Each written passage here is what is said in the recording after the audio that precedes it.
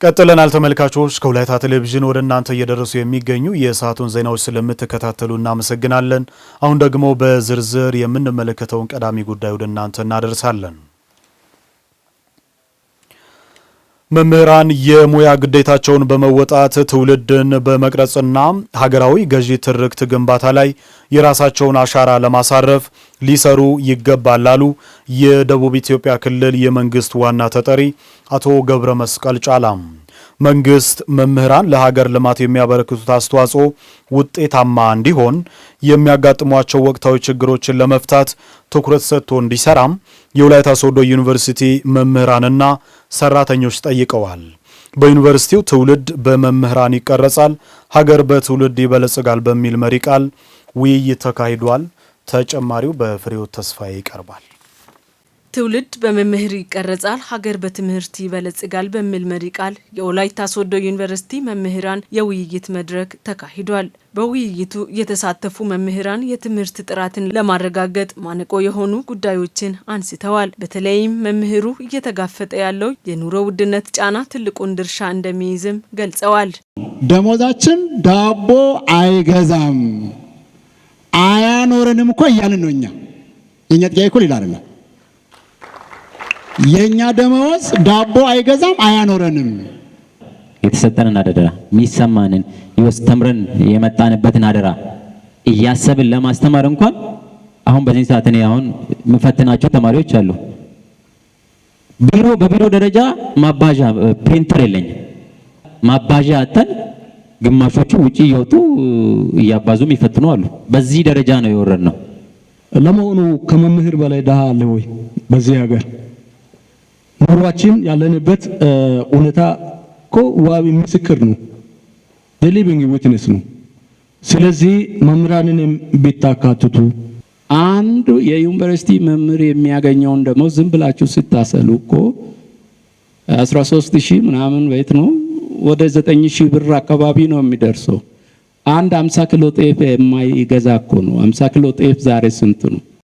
የወላይታ ሶዶ ዩኒቨርሲቲ ከ39,000 በላይ ተማሪዎችን ተቀብሎ እያስተማረ ነው። ነገር ግን የተበጀተው ብር ከፍጆታ ጋር ተመጣጣኝ ባለመሆኑ በዩኒቨርሲቲው የሚስተዋሉ የግብአት እጥረት ለማሟላት ያለመቻሉ ተጠቁሟል። እኛ ስናቅድም ዩኒቨርሲቲው ገና ማደግ የሚፈልግ ወጣት ዩኒቨርሲቲ ከመሆኑ አልፎ ሰፋ አድርጎ ያቅዳል።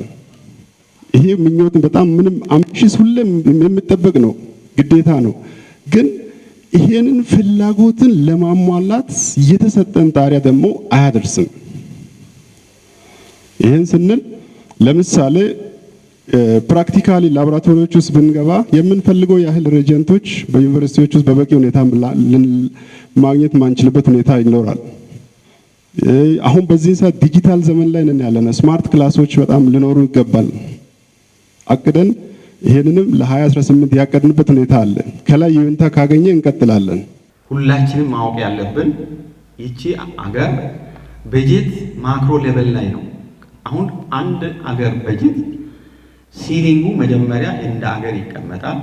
ከዛ በኋላ በጀቱ በሌላ ደረጃ ይከፋፈላል።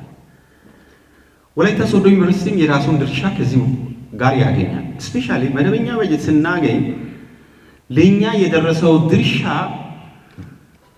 በአብዛኛው በደሞዝ ነው የሚያልቀው።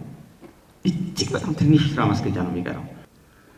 ስለዚህ ከግብአት ጋር ተያይዞ ያሉ ችግሮችን ለማሟላት ከፍተኛ ችግር ውስጥ ገብተናል። እውነት ይሄ ምንም የሚካድ ነገር የለውም። ለአንድ ሀገር እድገት ትምህርት ወሳኝ በመሆኑ ለዘርፉ ትኩረት ሊሰጠው ይገባል ያሉት የወላይታ ዞን ዋና አስተዳዳሪ አቶ ጴጥሮስ ወልደ ማርያም ጥራትን ለማስጠበቅ መንግስት የጀመረው ስራ ቢኖርም በሁሉም መስኮች ያሉ ችግሮችን ለመቅረፍ ትብብር አስፈላጊ መሆኑን አንስተዋል። ይህ ለውጡ ከመምጣት በፊት ፊታዊ ያልሆነ ኢፊታዊ የሆነ የሀብት ክፍፍል የነበረበት ከፍተኛ የዕዳ መንግስት ላይ ጫና የወደቀበት ሌላም ሞት፣ ስደት ከፍተኛ የሆነ ነገር እንደነበረ እናውቃለን። ለውጡ ከገባ ወዲህ በኢኮኖሚው፣ በማህበራዊው፣ በፖለቲካው፣ በዲፕሎማሲም የተሰሩ ስራዎች ምን ቆጥራቸው ስራዎች አሉ። ይህን ያው ጊዜ ባንወስድ ይሻላል እንጂ ቅድም በሰነዱ ላይ ተከታትላችኋል ብዬ አስባለሁ። ለውጦቹን ማንኳሰስም ጥሩ አይደለም። የቀሩ ነገሮች ግን የሉም ማለት አይደለም። የቀሩ ነገሮች አሉ። ግን እንደ ሀገር ለኛ አዋጭ የሚሆነው አንድነት ነው። አንድ መሆን፣ መለያየቱ ምንም አይጠቅምም። አንዱን ከፍ አድርገን አንዱ ዝቅ ማድረግ ምንም አይጠቅምም። እኛ ሁላችንም ከሰራን አንድ ከሆንን አንዱ የአንዱን የሚሰማ ከሆነ የምንደማመጥ ከሆነ አገራችንን መለወጥ እንችላለን። ትውልድን እየቀረጸ ላለው መምህር ክብር እንደሚገባው የጠቀሱት የደቡብ ኢትዮጵያ ክልል የመንግስት ዋና ተጠሪ አቶ ገብረ መስቀል ጫላ ከመማር ማስተማር ስራ በተጨማሪ መምህራን የሚያነሷቸውን ጥያቄዎችን ለመመለስ ጥረት እንደሚደረግ ገልጸዋል። ደሞዝ ግን ብቻውን ከወር እስከ ወር ሰው ቆጥሮ የሚያገኘው የትኛውም ገቢ ፊክስድ ኢንካም የሰውን የኑሮ ሁኔታ ሊቀይር አይችልም። ስለዚህ ዋና ወጪዎች ምንድናቸው ለኑሮ ውድነት ምክንያት የሚሆኑት የሚለውን ነው ማየት ያለብን። አንደኛው የመኖሪያ ቤት ጉዳይ ነው። የመኖሪያ ቤት ጉዳይ ደግሞ ያው አንዳንዶቻችሁ ጄኒውንሊ አንስታችኋል። መንግስት የጀመረው ጥረት አለ። ከፊት ለፊት ካሉት ኮንዶሚኒየሞች ጀምሮ ከኋላ እየገነባ ካለው የጀመረው ነገር አለ። ሌሎች ክልሎች ላይ ደግሞ መሬትንም በማህበር በመስጠት በማህበር በማደራጀት የተደረጉ ጥረቶች እኛም ክልል ላይ ይቀጥላሉ። ምንም የተለየ ህግ ማያስፈልገው። ምክንያቱም የመኖሪያ ቤት ወጪ ከዲስፖዘብል ኢንካም የሚወስደው ሼር በጣም ከፍተኛ ስለሆነ ስለዚህ ይሄንን እንፈታለን። ስንፈታ ይሄንን የመምህራን ባንክ ይቋቋማል። በጣም ፌር በሆነ ወለድ የሚሰጥ የብድር አገልግሎት ይሰጣል የሚል ነው። የትምህርት ጥራትን ማረጋገጥ ነገ ሀገሪቱን የሚረከብ ብቁ ዜጋ ለማፍራት ግብዓት የማሟላትና የመምህራንን ዜጎች የነጻነት መብትን በሚዛናዊነት እንዲጠቀሙና ሀገራዊ የጋራ ትርክት ለመገንባት መገናኛ ብዙሃን ህብረተሰቡን የማስገንዘብ ሚናቸውን ሊወጡ እንደሚገባ የወላይታ ዞን የመንግስት ረዳት ተጠሪ አቶ መስፍን ቶማስ አሳሰቡ። የሚዲያና ኮሚኒኬሽን ተቋማት ሐሰተኛ መረጃዎችን የሚመክት እውነተኛ መረጃ ለማድረስ እንዲችሉ እየተሰራ መሆኑን የገለጹት ደግሞ የዞኑ የመንግስት ኮሚኒኬሽን መምሪያ ኃላፊ ወይዘሮ ጸጋ ፋንታ ናቸው። በኢትዮጵያ የብልጽግና ጉዞ ውስጥ የሚዲያ ሚና በሚል መሪ ሐሳብ በዞኑ የሚገኙ ሚዲያና ኮሚኒኬሽን ተቋማት ጋር ውይይት ተካሂዷል። እድገት እስራኤል በኢትዮጵያ የብልጽግና ጉዞ ውስጥ የሚዲያ ሚና በሚል መሪ ሐሳብ በዞኑ የሚገኙ የሚዲያና ኮሚኒኬሽን ተቋማት ጋር በተደረገ ውይይት መድረክ ላይ የተገኙት የወላይታ ዞን የመንግስት ረዳት ተጠሪ አቶ መስፍን ቶማስ ዜጎች የነጻነት መብትን በሚዛናዊነት እንዲጠቀሙና ሀገራዊ የጋራ ትርክት ለመገንባት መገናኛ ብዙሃን ህብረተሰቡን የማስገንዘብ ሚናቸውን ሊወጡ እንደሚገባ አሳስበዋል። ሰፊውን ክፍል የያዘው እውነታውን በእጁ የያዘ እስካሁንም ድረስ የተሰሩ የልማት ስራዎች፣ የመልካም አስተዳደር ስራዎች፣ በየዝርዝር ማዕቀፎች የተመዘገቡ ድሎች ያልተጠበቀለት የሚዲያው ዘርፍ አመራሩና ባለሙያው በጉዳዩ ዙሪያ ላይ ደግሞ በስፋትና በነቂስ በብቃት መወጣትና መሳተፍ መታገልም ስላለበት አጀንዳው ዙሪያ ላይ ሚዲያ ተቋም ተሳታፊዎች ዛሬ ላይ በሚኖረን መድረክ በተሻለ መጠን ሀሳቦችን መመከት እንድንችል ነው። ትክክለኛውን መረጃ መስጠት እንድንችል ነው። ነጠላና የነጣጣይ ወይንም ግለሰባዊ በሆነ መልኩ የመከፋፈል አጀንዳዎች እድል እንዳይኖራቸው ማድረግ የሚዲያና ኮሚኒኬሽን ተቋማት ሐሰተኛ መረጃዎችን የሚመክት እውነተኛ መረጃ ለማድረስ እንዲችሉ እየተሰራ መሆኑን የገለጹት ደግሞ የዞኑ የመንግስት ኮሚኒኬሽን ጉዳዮች መምሪያ ኃላፊ ወይዘሮ ጸጋ ፋንታ ናቸው። ለወላይታ የማህበረሰብ ቴሌቪዥን አለ፣ የማህበረሰብ ሬዲዮ አለ፣ ፋና አለ፣ ኢቢሲ አለ፣ ኢዚያ አለ። እነኚህ በሙሉ በአግባቡ የታቀዱ የተፈጸሙ ጉዳዮችን በእቅድ በተመሰረተ በአጀንዳ በተመሰረተ መልኩ ይዘው እንዲመሩና ይሄንንም በብዙ ጥንቃቄና እውቀት እንዲመሩ ከማድረግ አንፃር ያለው ሚና እጅግ ከፍተኛ ነው። የመንግስት ኮሚኒኬሽን ሚና ደግሞ ከዞን ጀምሮ እስከ ታች ያለው የህዝብ ግንኙነት ስራን በአግባቡ መስራት፣ እቅዶችን በአጀንዳ እየመሩ የአጀንዳ የበላይነትን ይዘው ሚዲያን እንዲመሩ ከማድረግ አንፃር ሰፊ ሚና እንዲጫወቱ ለማስቻል የተዘጋጀ መድረክ ነው። ወቅታዊ ሀገራዊ ሁኔታ ላይ ለህብረተሰቡ ተአማኒ መረጃ ተደራሽ ለማድረግ ሚዲያዎች በቅንጅት ሊሰሩ እንደሚገባ ተመላክተዋል። የሚዲያው ተቋም አመራሮች፣ ባለሙያዎች፣ የዘርፉ እውቀት ያላቸው አካላት ሁሉም በየደረጃው ያለው ህብረተሰብ ክፍል በጋራ የሚቀናጅ ከሆነ የውስኑ የነጠላ ትርክት አስተሳሰብ ባለቤቶች የሚለቁትን መረጃ ማምከንም ማረም ብቻ ሳይሆን እድል እንዳይኖረው አድርጎ አሁን የተያዘውን የልማት እንቅስቃሴያችን ፍጥነቱን ጨምሮ ተመዘገበ ከምንለው ድል ወደ ላቅ ድል መሸጋገር የምንችልበትን እድል የሚፈጥር ስለሆነ ሁላችንም እንድንረባረፍ ይገባል። ዘመኑ በደረሰበት ቴክኖሎጂው በደረሰበት መልኩ በአግባቡ የተደራጀ መረጃን የተደራጀ ዜናን ለህዝብ ለማድረስ በሚያስችል መልኩ ራሱን ሁሉ ጊዜ ሊያበቃ ይገባል። ከቴክኖሎጂ ጋር በሚሄድ መልኩ ይሄንን ሊያደርግ ይገባል። ህዝቡም ደግሞ በሐሰተኛ የማህበራዊ ሚዲያዎች ከሚሰራጩ ዜናዎችና ፕሮግራሞች ህዝብን ሊያሳስቱ ከሚችሉ መረጃዎች ይልቅ ትክክለኛ የሆኑ የህዝብ የመንግስት ሚዲያዎች ላይ ጆሮ በመስጠት ትክክለኛ የሆነውን መረጃ ከትክክለኛ ምንጭ ሊያገኝ ስለሚችል ይሄንንም ደግሞ ህዝቡን በዚህ ልክ ሊተባበረን ይገባል። ሚዲያ ተቋም የህዝብ ግንኙነት ሰራዊት የራሱን ሚና ለይቶ አጀንዳ ሰጪ መሆን አለበት እንጂ አጀንዳ ተቀባይ መሆን የለበትም። አጀንዳ ሰጪ የመንግስትን ፕሮግራም የመንግስትን ፖሊሲ ለህዝቡ የሚያስተዋውቅ ወደ ህዝቡ የሚያወርድ ፖሊሲውን መነሻ አድርጎ መንግስት የሰራቸውን ልማቶች ለህዝቡ መረጃ የሚሰጥ ቀድሞ የሚሰጥ ይሄ ነገር የለም ሲባል አይ አለ ብሎ ምላሽ የሚሰጥ ሳይሆን ይሄ ችግር አለ ተብሎ አየር ላይ ከወጣ በኋላ አይ ይሄ ችግር አይደለም ወይም የመንግስት ችግር አይደለም ብለን መግለጫ የምንሰጥ ሳንሆን መጀመሪያ ነቅተን መስራት የሚያስፈልግ ጊዜ ላይ እንገኛለን። ወቅታዊ ሀገራዊ ሁኔታ ላይ ለህብረተሰቡ ተአማኒ መረጃ ተደራሽ ለማድረግ ሚዲያዎች በቅንጅት ሊሰሩ እንደሚገባ ተመላክተዋል። በመድረኩ የተሳተፉ የሚዲያና ህዝብ ግንኙነት አመራሮችና ባለሙያዎችም ለመረጃ ተደራሽነት በጋራ መስራት እንደሚጠይቅ አመላክተዋል። ኢትዮጵያ በርካታ ችግሮችን አልፋለች፣ በርካታ ውጤቶችን አስመዝግባለች። የማይቆጠሩ አገራዊ ውጤቶችን አስመዝግበናል። በፖለቲካውም፣ በመንግስትም፣ በማህበራዊ፣ በጤናው ይህንን ለውጦችን ለማስቀጠል ግን ሁል ጊዜ አድሬስ እያደረግን ከህዝብ ጋር መስራትን ይጠይቃል። የተለያዩ ጥያቄዎች ሲነሱ ወደ የፖለቲካ አጀንዳን ከጀርባው አድርጎ የሚሄዱ በርካቶች አሉ። ያንን ለመመከት ደግሞ ከኛ የሚጠበቀውን ነገር እኛም ማድረግ የሚዲያ የበላይነትን ማግኘት መቻል አለብን ማለት ነው። ሚዲያ ስንጠቀም በብስለት ቢሆን የበሰለ ነገር ቢሆን አንዳንዶችን ያው ሼር እናደርጋለን፣ እኛም የወረዳዎችንም ሼር እናደርጋለን። ሼር በምናደርግበት ጊዜ ይዘቱንም ጭምር እናያለን። ከኛ የሚጠበቅብን ነገር በአግባቡ መምራትና መጠቀም የግድ ይላል። ከዛ ባሻገር ያንዳንዷን የምንሰራቸው ስራዎችን ተቀናይተን በሚዲያ ቋንቋ አጀንዳ ሴቲንግ የሚባል ነገር አለ። አጀንዳን ሴት እያደረግን ሊያሻግሩን የሚችሉ ነገሮች ምንድናቸው? በህዝባችን ውስጥ ያሉ አሉባልታዎች ምንድናቸው? የሀገሪቱን ሰላም ለማጽናት የሁሉንም ሚዲያ አማራጮችን በአግባቡ መጠቀምና ማስተዳደር ያስፈልጋልም ተብሏል። በጥበብ ዘርፍ የሚሰሩ ስራዎች ለሀገር እድገትና አንድነት አስተዋጽኦ የላቀ ነው አሉ የወላይታ ዞን አስተዳደር ጽሕፈት ቤት ኃላፊ አቶ ወንድሙ ደረጀም። ጥበበኛው ለሀገር ግንባታና ለሀገር ብልጽግና የላቀ ሚና ስላለው አስፈላጊው ድጋፍ ይደረጋል ያሉት ደግሞ የወላይታ ዞን ባህልና ቱሪዝም መምሪያ ኃላፊ አቶ ምህረቱ ሳሙኤል ናቸው።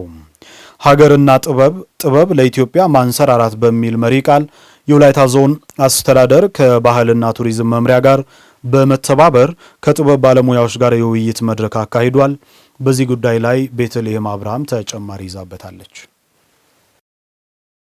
ሀገርና ጥበብ ለኢትዮጵያ ማንሰራራት በሚል መሪ ቃል የወላይታ ዞን አስተዳደር ከባህል ቱሪዝም መምሪያ ጋር በመተባበር ከጥበብ ባለሙያዎች ጋር የውይይት መድረክ አካሂደዋል። በውይይት መድረኩ ጥበብ ለሀገር እድገት አስተዋጽኦ የላቀ በመሆኑ ለጋራ አንድነት መስራት ያስፈልጋል ያሉት የወላይታ ዞን አስተዳደር ጽሕፈት ቤት ኃላፊ አቶ ወንድሙ ደረጀ ናቸው። ጥበብ በተለይም ለሀገሪቱ ሰላም፣ ለሀገሪቱ ደህንነት፣ ለሀገሪቱ መረጋጋት የሚፈጥረው ፋይዳ እጅግ በጣም ከፍተኛ ነው።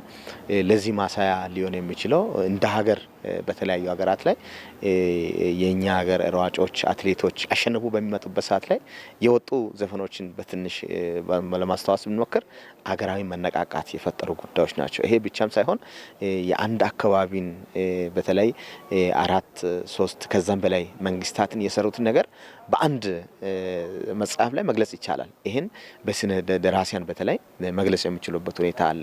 ስለዚህ በተለያየ መንገድ ላይ በሙዚቃ ዘርፍም ላይ ብናይ የአንድ አካባቢን የተለያዩ የብሔሩ ወይም የአካባቢው ወይም የክልሉ ፓርትን በአንድ 5 ደቂቃ በሚፈጃው ሙዚቃ ላይ በርካታ ነገሮችን በርካታ ብሔሮችን ነክቶ መግለጽ የሚችልበት ሁኔታዎች አሉ። ይሄን ደግሞ እኛ ለሰላም ከተጠቀመን ለሀገራዊ አንድነት ከተጠቀመን ለቀጣይ አገሪቱ ለሚፈለገው ለብልጽግና ከተጠቀመን እጅግ በጣም ሰላምን መፍጠር እንችላለን። የጥበብ ዘርፍን ለማሻሻል በጋራ በመሆን አስፈላጊውን ድጋፍና ክትትል በማድረግ ክፍተቶችን ለመቅረፍ የሚያግዝ መድረክ መሆኑን የወላይታ ዞን ባህልና ቱሪዝም መምሪያ ኃላፊ አቶ ምህረቱ ሳሙኤል ገልጸዋል። ጥበብ በሪሰርች በምርምር በጥናት ሊደገፍ ይገባል። ይህንን ሊደግፉ የሚችሉ ተቋማት ሊቋቋሙ ይገባሉ። ይህንን ለመንግስት በቀጣይ አቅጣጫዎች ላይ የተመለከተ ጉዳይ ነው። እንደኛም አካባቢ እነዚህ ስራዎችን የጥበብ ሙያ ማህበራትን ማደራጀትና መደገፍ ለጥበብ ከፍተኛ አስተዋጽኦ ስላለው እነዚህ ነገሮችን በመስራት ጥበቡ እንዲያድግ ጥበበኛውም ራሱን ደግሞ በሙያው ብቁ እያደረገ አዳዲስ ሀሳቦችን አዳዲስ ሁኔታዎችን እየተላመደ አዳዲስ ስራዎች ላይ ህዝቡ ጋር እንዲቀርብ የማድረጉን ስራ ለመስራት ከፍተኛ ሚናና ተልዕኮ ያነገበ መድረክ ነው። በመድረኩ የተገኙ የጥበብ ባለሙያዎች በሚሰሯቸው ስራዎች የሀገርን ሰላምና የህዝብ አንድነት ላይ በቀጣይም እንደሚሰሩ ተናግረዋል። የአዳም የሔዋን ልጆች እንደሆነን ዘንዳ እኛ አንድ ሆነን አገራችን ከዚህም የላቀ ደረጃ ማድረስ አለብን። ለዚህ ደግሞ ከኛ ከአርቲስቶች ምንድነው የሚያስፈልገው? ደህና ነገር ነው። ህዝቡን የሚያስታርቅ ነገር ነው። ከገጣሚም ከደራሲም ከዘፋኙም ከየተኛውም ከአርት ዘርፍ ደህና ነገር በቃ ህዝብን ለህዝብ የሚያስታርቅ ነገር ድሮ የነበረበት ኢትዮጵያን ማመለስ አለበት ብዬ ነው ማምነው። ከአርት የሚጠበቀው ነገር ይሄ ነው። ከራሴ በኩልም ይሄ በጣም ምኞቴ ነው። ጥበብ ላይ የሚሳተፉ አካላት በዋናነት ኃላፊነታቸው ሀገራዊ መሆኑን፣ ኃላፊነታቸው ህዝባዊ መሆኑን፣ ኃላፊነታቸው የፈለገ ዋጋ ከፍለው ወደው የሚሰሩት የጥበብ ስራ ለሀገር ፍቅር፣ ለሀገር አንድነት፣ ለሀገር ልማት፣ ለህዝቦች ህብረት በሚጠቅም መልክ እስካልቀረበ ድረስ ልፋታቸውም ጭምር ከንቱ እንደሆነ በምንረዳበት መንገድ ነው እየተወያየን ያለ ነው። ጥበብ ለሀገር የምለው ርዕስ እጅግ በጣም ነው ለዛሬ የተመቸኝ። ምክንያቱም አስፈላጊ ስለሆነ እውነተኛ ቋንቋም ስለሆነ ሀገር አንድ ሀገር ሊያድግ ከተፈለገ ይሄንን ጥበብን ይዞ ነው መጓዝ ያለበት። ስለዚህ ይሄ እጅግ በጣም ደስ የሚል ርዕስ ነው፣ ደስ የሚል ፕሮግራም ነው። በሚቀጥለው ጊዜያትም ለዘርፉ ትኩረት በመስጠት መንግስት ሊደግፈው ይገባልም ተብሏል። ገዳይ ከተባሉ በሽታዎች ባልተናነሰ በሰው ህይወትና ንብረት ላይ ጉዳት እያደረሰ ያለውን የትራፊክ አደጋ ለመቀነስ አሽከርካሪዎች ጥንቃቄ ማድረግና ንብረታቸውን በአግባቡ ማስፈተሽ ያስፈልጋል ተባለም። የወላይታ ዞን ትራንስፖርትና መንገድ ልማት መምሪያ ከኪንዶ ዲዳዬ ትራንስፖርትና መንገድ ልማት ጽህፈት ቤት ጋር በመተባበር ግቤ 3 ኤሌክትሪክ ኃይል ማመንጫ ጣቢያ አሽከርካሪዎች የተሃድሶ ስልጠና ሰጥቷል። ሰናይት አብርሃም በዝርዝር ታስመለክተናለች።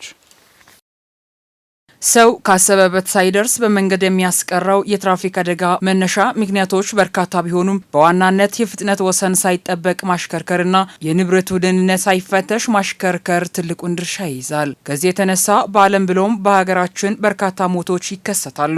ይህንን ለመቀነስ አሽከርካሪዎች የታድሶ ስልጠና በመውሰድ ስብዕናን በተላበሰ መልኩ አደጋው እንዲቀንስ በኃላፊነት ማሽከርከር ይገባቸዋል ተብሏል። አደጋ መንስኤ ወይም ምክንያት ተብሎ የሚጠሩ 6 ነጥቦች አሉ። ከ6 ነጥቦች አንዱ የአሽከርካሪ ስህተት የሚባሉት አሉ። የአሽከርካሪ ስህተት ከ185% ነው የሚይዘው። ለዛ ነው ለአሽከርካሪዎች በየወረዳዎችና በየከተማ መዋቅሮች እየሰጠን ስልጠናዎችን የመጣ ነው። በተለይ አሽከርካሪ ሲያሽከረክር ጥንቃቄ ጉድለቶች አሉ። ከፍጥነት በላይ ማሽከርከሮች አሉ። የወጡ ደንቦችንም ጭምር አይቶ ከማሽከርከር ጉድለቶች አሉ። ያንን ጉድለቶችን ለመሸፈን በየወረዳዎችና በየከተማ መዋቅሮች አሁን ደግሞ ዛሬ ላይ ደግሞ ግቤ ስሪ ላይ አጠቃላይ አሽከርካሪዎች በተገኙበት ስልጠና እየሰጠንበት ጉዳዮች ስላሉ ልክ ዶክተር አንድ ሰው ሰርጅን ለማድረግ ኦፕራሲዮን ክፍል እንደሚያስገባ አይነት 4 እና 5 ሰው ጭኖ የሚሄድ ሰው ተረጋግቶ የሰው ህይወት በመንገድ ላይ እንዳይቀጠፍ ልጁን ደህና ዋል ብሎ የወጣ ሰው ሰላም መመለስ ይችል በመንገድ ላይ እንዳይቀር በረጋ ብሎ እንዲያሽከርክሩ የሚል ነው። ለምን ፍጥነትን የቀነሰ ከኋላ ደግሞ የሚጦሩ ሰዎች የሚያሳድጉ ልጆች መኖራቸውን ታሳቢ አድርጎ እንዲነዳ የሚያደርግ ማንቃቂያ ስልጠና መሆኑን ነው።